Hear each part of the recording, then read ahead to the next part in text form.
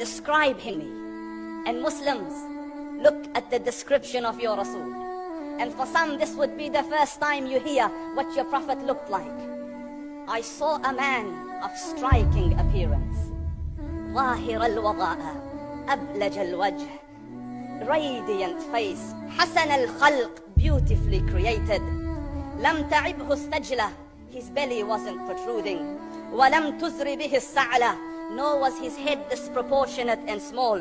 وسيم قسيم, proportionate and delicate, finely made, a specimen of a creation. في عينيه دعج, in his eyes there was a contrast. The dark was immensely dark, the white was excessively white. وفي أشفاره وطف, and his eyelashes were long. وفي صوته صهل, and in his voice was a natural echo. وفي عنقه سطع, and his neck was elegantly long. وفي لحيته كثاثة, his beard was full and thick. أزج أقرن, his eyebrows were arched, but they were not joint, it was separated.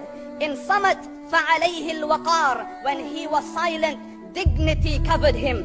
وإن تكلم سماه وعلاه البهاء, and when he spoke, it was audible and clear, almost commanding and overtaking. أجمل الناس وأبهاهم من بعيد, from afar the most striking and outstanding in appearance. وأحسنهم وأجملهم من قريب, and when he came near, the best of them and the most handsome of them in closeness.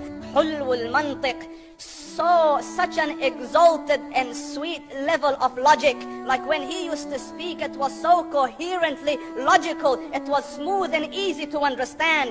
فصل لا نزر ولا هزر, he was to the point, not excessive, nor too short. كأن منطقه خرزات نظم يتحدرن, his logic, his utterances, his words were like jewels coming out of a necklace, calculated, polished, one after the other, it would flow magically. ربعة, he was medium in height, your eye didn't have to strain to look up at him, nor was it tedious to look down at him, he was a comfortable sight to look at. له رفقاء يحفون به, they had friends, the people that were with him, they were working around him to try to serve and protect him.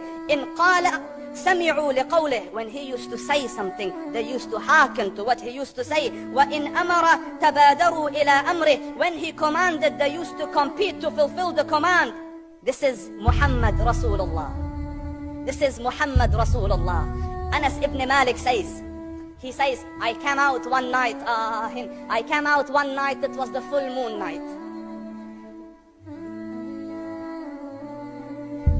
And I looked at the moon, and in the desert, understand, the moon is an awesome sight.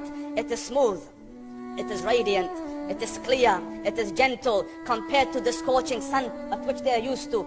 So the moon was the epitome of beauty. So he says, I came out at a full moon night and I looked at the moon and I saw it beautiful, handsome. So I said, let me go see if the moon is more handsome or my prophet is more handsome. Let me see if that is more beautiful or the prophet is more beautiful. So I went and I saw him standing afar.